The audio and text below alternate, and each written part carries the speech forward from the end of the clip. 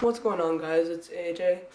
Sorry for not uploading for the last few days. I've actually felt a little sick, so I'm just gonna break down. I'm probably not gonna even edit this. I might throw in my intro. I'm like really trying to actually get some rest, so I'm just gonna break down like really quickly. Just tell you guys about like the last two games that the Raptors played because I missed them. So let's just get started because I'm gonna try to keep this short as possible because my throat is like really like sore and I keep coughing. So let's just keep this straight. So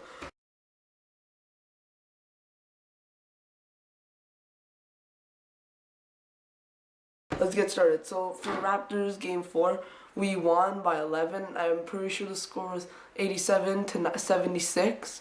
The Raptors, of course, they won that game. Yes, it was like a really low scoring game. Raptors and Bucks were tied 41-41 at halftime. DeRozan had a really good game. He came back and scored 33 points. Lowry also had, I'm pretty sure he had 16 points. And, he still didn't score 20, but he had like a pretty good impact, because, DeRozan might be like the best player on the team, but like Lowry's like the heart and soul, And DeRozan also brings that like factor in. When they have both players on the floor, it really makes it a lot better for the team.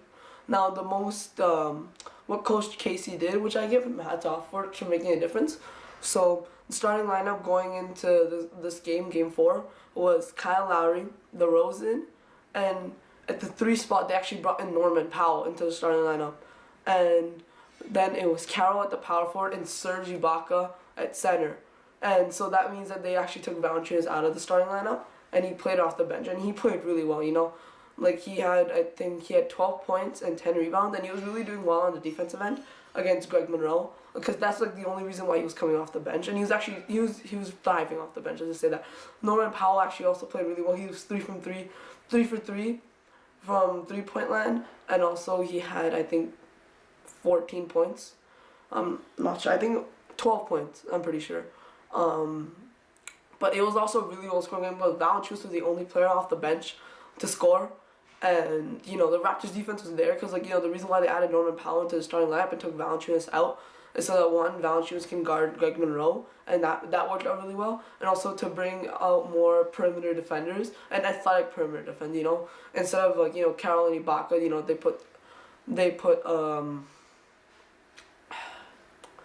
they put Norman Powell in, and he not only did well on the offensive end, but he also played really well on the defensive end, coming down Chris Middleton, who didn't play that well. I think he had 8 points, and he had no 3-pointers.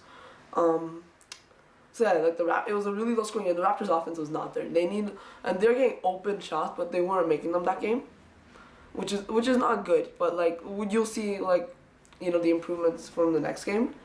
And yeah, so the Raptors offensively weren't really good, but defensively they were playing well, and they looked like the Raptors team in defense that we know. And yeah, so it was a pretty good game. And it was a disaster, but we all Raptors fans know that Toronto thrives in disaster, right? Every time there's a disastrous game, when you score only 41 points at halftime, they play really well in those type of games.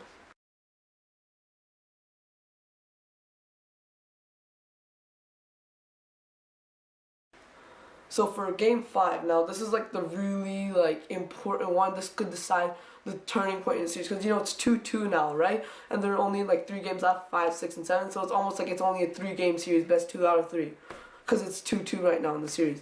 So this is a vital game. It was at home for the Raptors. And from the opening tip, it just looked like the Raptors were gonna win. They came out and played. They ran the same starting lineup. Powell was amazing. On the defensive end, he was doing so well. Chris Middleton, again, I think had 10 points. I don't think he hit a 3-pointer. The Raptors stopped. I think the Milwaukee Bucks only had 2 transition points. So that's actually really good because you can't allow the Bucks to get transition points. That's where they play really well. They're not good in a half-court setting. They're good in a full-court setting. So that was really good. And the Raptors' offense was there. Lowry had 18 points. DeRozan had, I'm pretty sure he had around 18 points too. Ibaka had around 20 points, I'm pretty sure. Valanciunas had 10 points and 10 rebounds. But Norman Powell was a story. He had a career high in the playoffs 25 points, and it was really good because he was again 3 of 3 from 3-point range, and he was also slashing. I remember he got like a nice and one when Malcolm Brogdon was hugging him, and he finished with his left hand and one. It was beautiful. It was really nice. Giannis Antetokounmpo, he bounced back. I think he had 25 points. Malcolm Brogdon, the rookie, he had 19, I think. And the Raptors, they brought that intensity. They brought that, they just grabbed the momentum and ran with it. Serge Ibaka, first points, he hit a 3-pointer. On the next play, he went in and dunked. He dunked on Thonmaker. He was like, Serge Ibaka really played well. Valanciunas blocked Greg Monroe, and they got in a little bit of a tangle. I think one of them got a flagrant, but I'm not sure. Maybe a technical. But it was really tough. And, the crowd was applauding the Raptors. They were playing so well.